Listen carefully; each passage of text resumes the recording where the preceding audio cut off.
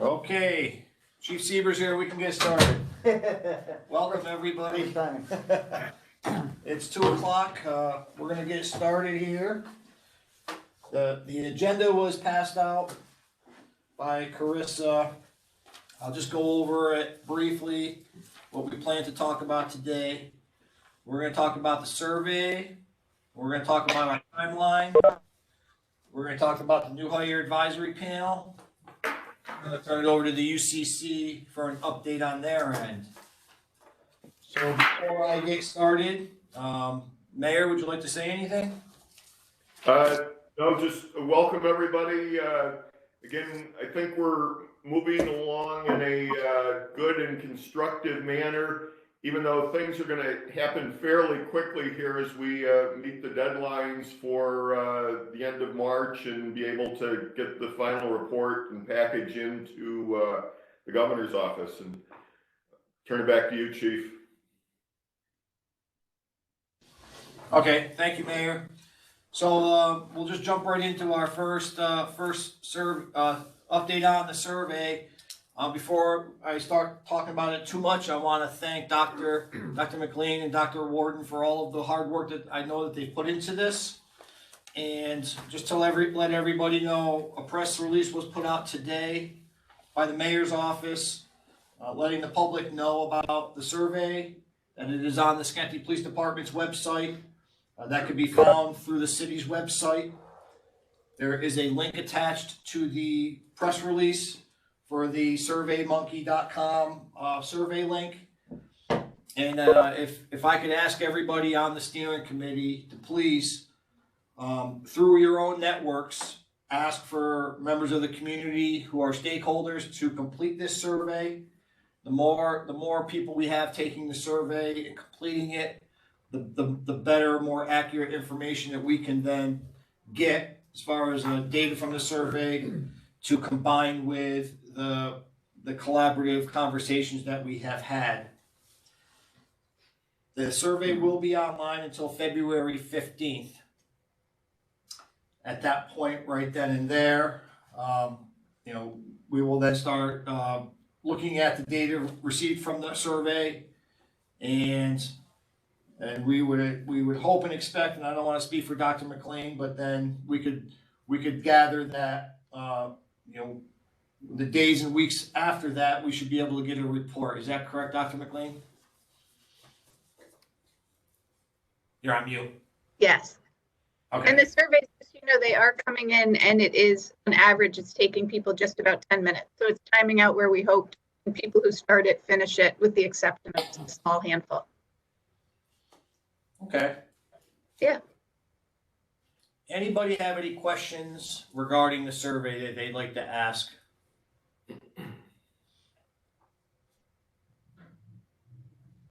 Okay. Hearing none, let's move on to the timeline process. I like to think that we are making good progress here. When we look at the executive order and the stages that the governor's office put out, we are in stage 3, moving into stage 4, where once we get survey done, we will be moving to the public comment phase. So that is where we will hopefully have something that we can send to the council, and our timeline is in place where we want to have something that we can send to them so that they can hold a public comment and vote no later than March 22nd. That's the deadline that we have. So we're just moving backwards, and we're doing the best we can from a timeline perspective to stay on pace with that. Anybody have any questions as far as that goes?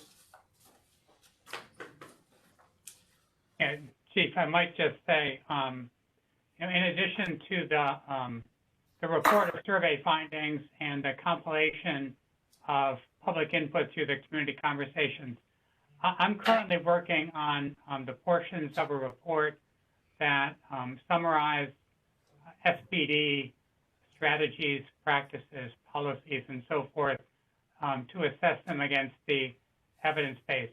I'm putting together a few questions that I'm going to want to pose to you and or other members of SPD. I'm not quite ready to do that today, but we could maybe either do that in a steering committee meeting next week, or we can do that at some other time more offline. It's totally up to you. But just to give you a heads up that I'll be looking to pick the collective brain of the police department on a handful of issues. Okay, sounds good. All right. Thank you for that, Dr. Warden. I think it's fair to say that, you know, as every Wednesday that comes around for us trying to come up with an agenda item, I don't think that we'll be taking up the whole hour each time, because we're at that point now where we're doing a lot of work getting to be prepared. And these 2 o'clock meetings, at least for the next couple, may very well be short meetings where we just provide full transparency of the process of what we're doing. So again, we're gonna throw as much to the steering committee as we can as far as asking for help. And what Dr. Warden just mentioned, we will put those questions to the steering committee. You may not be able to answer some of them, but you may be able to shed some insight on some of them that we can have a dialogue about it at a minimum.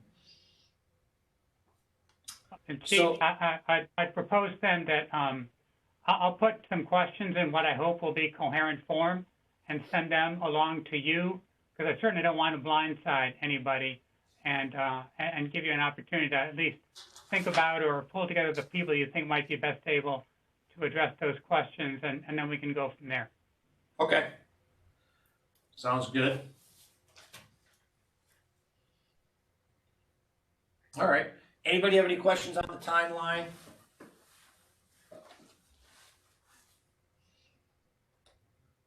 Seems like time's flying. We're already pretty much through the month of January, so we're very cognizant of what the month of February is where we're going to put a lot of hard work in. And you know, we've been along this whole process, listening to everything. So you know, we know, you know, before even everything is brought together in the form of a report, we can see what's rising to the top as far as conversations go. So we have a lot of things in the works that we are already preparing, and we will be presenting at some point. But you know, we don't want to just say too much about them right now until we see the final report and make sure that they're consistent with what the report says. So that being said, the next thing we wanted to talk about was our you know, really something that we felt that we just couldn't wait until April to institute, was generated as a result of these conversations, which is the new hire advisory panel update. I will give the update that the panel met this morning, and they met some candidates, and they had conversations. Out of respect to the process, I don't think we should be talking about it too much, because we do have another panel meeting next week with more candidates, and you know, I don't think we should be giving those candidates any too much of a heads up on what was discussed or anything like that. But I can tell you that you know, we have a couple members of the panel that are on this call right now, and you know, that being said, what I already said, I see Carl on the call. Carl, is there anything you want to add to that doesn't give up too much? And I don't see if Will's on the call or not, but Carl, could you shed anything on that? Thank you, Chief, for giving me the opportunity to speak. Just to give the steering committee just a heads up of how the board has been functioning, it's very eye-opening to know that this just recently evolved or came together just from a concept or just a topic of discussion of Will Rivas, and knowing of how much it's already grown in the last 2 instances that we've had. It definitely makes me appreciative to not just the members of the community that are involved in this panel, but then also the police department's level of investment, because as the Chief just mentioned, this takes a lot of time and dedication. It's not something that can necessarily be rushed, but I will just reassure everyone that we are growing with every interview we conduct. and we're ensuring that these conversations are going to be transforming into beneficial end results for the community. So we're not just meeting to meet, and we're looking forward to putting forth actual change and updates and feedback for the police department to ensure that these police officers, once or if selected, become promising candidates for the community at long term. So I think as we keep talking about community policing, we want to ensure that the community are equal stakeholders in this process from the beginning. So thank you, Chief. You're welcome. Thank you, Carl. And I don't know if I mentioned it last meeting, but one thing I want to make sure that everybody here knows is that our affirmative action officer, Ron Gardner, was invited to be on the panel. And this is the first time he has sat on it. And really the goal here is that at one point turn this whole process over to Ron. Ron reports to the mayor. I will be as the chief and the assistant chiefs involved in the process. We will be there, but we really felt that it was important to have somebody in the role that Ron sits in right now, independent of the police department, to really oversee this panel, so that should they have any questions or concerns that they want to bring up, they could go to him rather than feel like they have to come to the command staff with those concerns. So that's one of the things that we put in place. And the last thing I wanted to mention is that we're having great conversations both during the interviews and after. I think it's fair to say that we had to cut our conversation short today. It was a really good conversation, just from a time perspective. Everybody's got jobs they had to get back to, but it's one of the benefits of this is just having conversations, but between the panel, the command staff, and the candidates. And we're even talking about where we go from here, getting officers that are currently working involved in conversations of the same sort at some point. So, anybody have any questions about that? Comments even? Positions are you looking to fill right now, Chief? With the current batch of interviewing? Well, we're being proactive and being ready. We really don't know yet. That's going to be a financial decision that might have to be at the last minute. Our finances are such that if nothing changes, I can't hire any. I'm telling the chief to move ahead with as many as 6 potential hires. Okay. But again, it's all conditioned upon the financing coming in place. Yeah. Yeah, I've been reading the papers, yeah.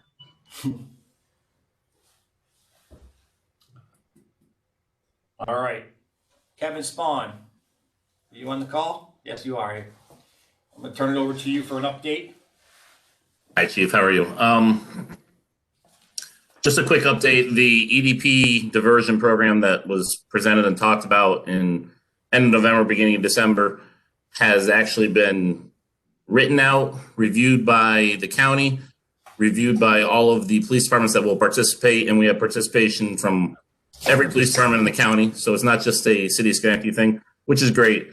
It gives the dispatcher an opportunity to turn certain callers that meet certain criteria over to a counselor directly without actually sending police to the scene at that moment. The counselor then hopefully can work through the issues that they're having, and no need to send police, and they'll follow, and counselors will get them in the system and follow up with them. So the entire program was written out. The SOP has been done. The flow chart's been done. Every dispatcher's been trained. We worked with Northern Rivers at length to make sure that they were on board, and they are very excited about it. And they have trained all their staff on the program and the plan in place, and it goes into effect February 1st. And from there, we'll review it on a weekly, bi-weekly basis to make sure that it's doing what we hope it does. And then if we can make it grow bigger and add more calls to the process, we will do that. But we're going to take baby steps and make sure we cover all our bases. All right. Thank you, Kevin, for that update. Anybody have any questions? Oh, so Kevin, thank you very much, and thanks for your initiative on that. Just one quick thing I had. So the review group, is it just going to be official folks, or are there any civilians involved? At this point, Northern Rivers obviously is civilian, and they'll be reviewing with me. Okay. I'm going to do it based on agencies. So if it's a police call that happened in, say, the city of Schenectady, I'll make sure the city reviews the calls with me that we transferred them. If it's a call that's based out of Niskayuna, say, I'll make sure that their police staff or their administration gets a chance to review those type of calls. But that's the plan at the moment. We can expand it further. I'm certainly open to that, to more of a civilian involvement, which is fine. But that's the plan at the place right now. Okay, I mean, the only recommendation I would make, it might be good, and Dick and Carl can speak up, right? It might be good for that civilian arm of everything that we're doing here to maybe be aware at least of what the progress and status is of that, right? I mean, I know it's not, not to dilute things too much, but right, since they are part of at least a civilian representation relative to policing matters, right? I understand it's county versus city, etc., but it's just an awareness thing. That's all. No, it's understood. Obviously, the most important thing to us, obviously, getting the callers the right help at the right time. So that's our focus right now.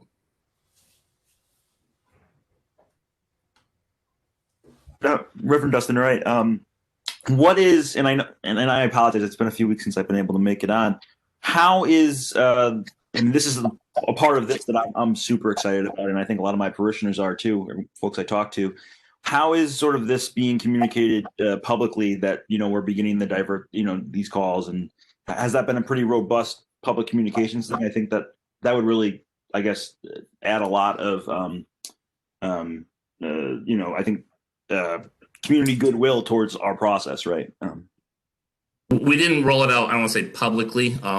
We want to actually get it obviously up and rolling and making sure there's no confusion. No, even on my own side of it with the dispatchers, I want to make sure they understand the process completely so we can review it with them. But in the future, yes, it would be nice if we could roll it out to the public to make sure that they understand. You may be given the option when you call and your situation deems it appropriate, we'll get you right to a counselor. But yes, that is something we will definitely do in the future. Okay, that's great. Thank you.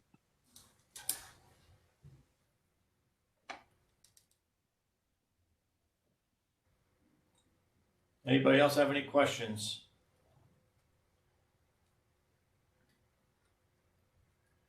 All right, hearing none. That's it for the agenda items. Anybody on the call have anything that they want to bring up that was not on the agenda? Dick, Carl, anything from the CPRB?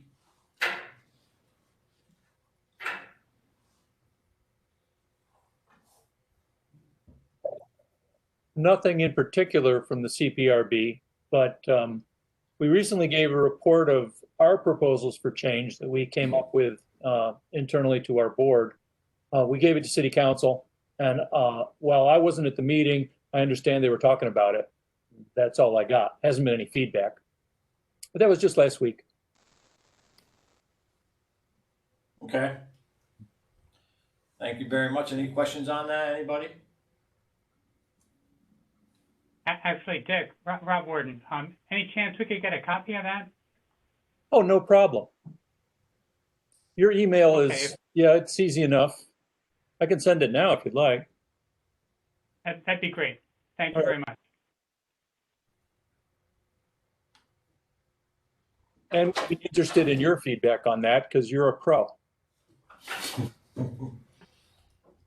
Well, I have some experience anyway. I'll let you be a judge of professionalism, but happy to offer any reactions if I think they're pertinent.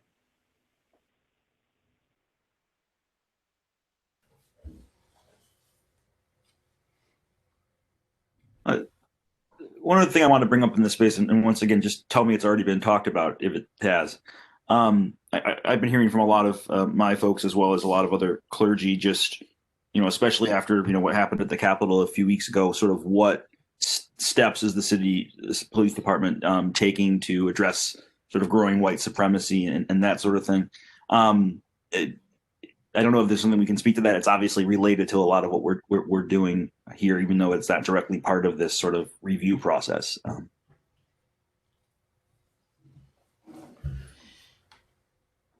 Well, I can tell you that it's always on the forefront of our minds whenever there's any public gathering, that there certainly could be agitators in the crowd.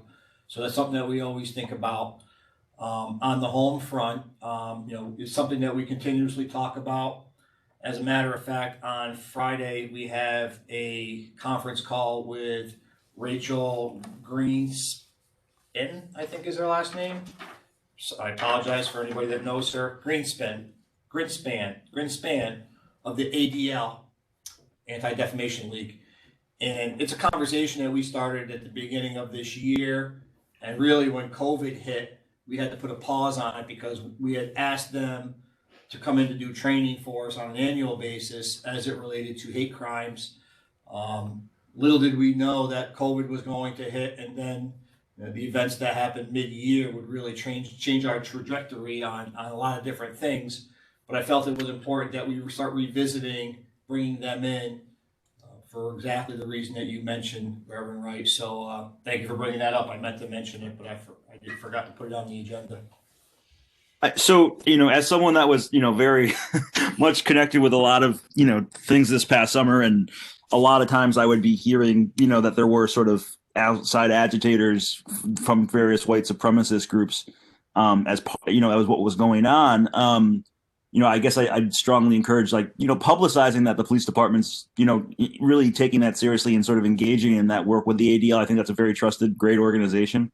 And I guess that once again, I think that could, really strengthen public trust in the department and in, this process. So I'm really thankful that that's something that's happening. Thank you. Right.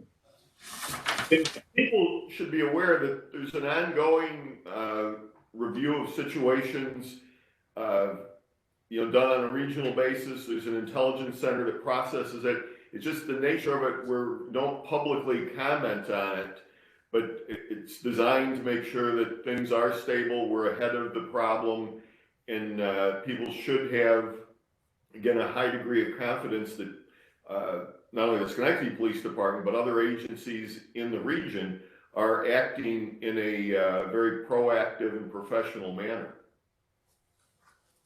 That's a good point, Mayor. Yeah. I want to say it was maybe 2 years ago, Assistant Chief McGuire strongly advocated for us to put a member of our department on the FBI Joint Terrorism Task Force, which we did, and it became so important, that over the, within the last couple of weeks that we had that member on that task force, because, certainly at the time we put the person on that task force, we weren't thinking about terrorism on our home front. We were thinking more of abroad, but it was very valuable to have him on that task force as we prepared for the inauguration. So we have a couple other things going on too, both on the business end as far as investigations as it relates to all terrorism, not just domestic reform. So. I totally get it's complicated what you can publicize, what you can't, but this is just very encouraging to hear. I'm just thankful for that work. So, yeah. And I should point out that we have a very strong relationship with the U.S. Attorney's Office, all federal agencies. I think that I could tell you firsthand that when the insurrection happened on January 6th, I got phone calls from almost every special agent in charge just asking us if we needed anything here in Schenectady. I know the mayor was in contact with a lot of people. We even had a conference call with the congressman's office. So, we have a lot of connections out there to make sure that our community stays safe. Thank you. Anything else anybody want to bring up? We got lots of time. No? All right. Chief, Well, I think thank you, actually the short meeting, touch base. I think that'll work. I think Yeah. we don't have to fill the hours. So thank you for keeping us posted and engaged. Yeah, I mean, I'll be honest with you. We talked about maybe going back to every other week, but I think we decided to go every week and just keep them short. Just to, like I said, we'll only be having probably 5-6 more meetings before this is in the council's hands. And so, we've come this far. Let's keep it going. So, thank you everybody for your time. Tuesday or next Wednesday at 2:00 will be the next one, right, Carissa? Just want to remind everybody again, we have that link up for the survey. Feel free and encourage you to distribute it, whether it's your congregation, your fellow workers, neighbors, associates. We want to get it out there as a broad engagement as we can. So push it out, and we want to get the survey results back in. Yep. All right. That being said, anybody else have anything before we go? All right. Take care. Have a good weekend, and we'll see you next week. Thank you. Stay safe and healthy. Bye.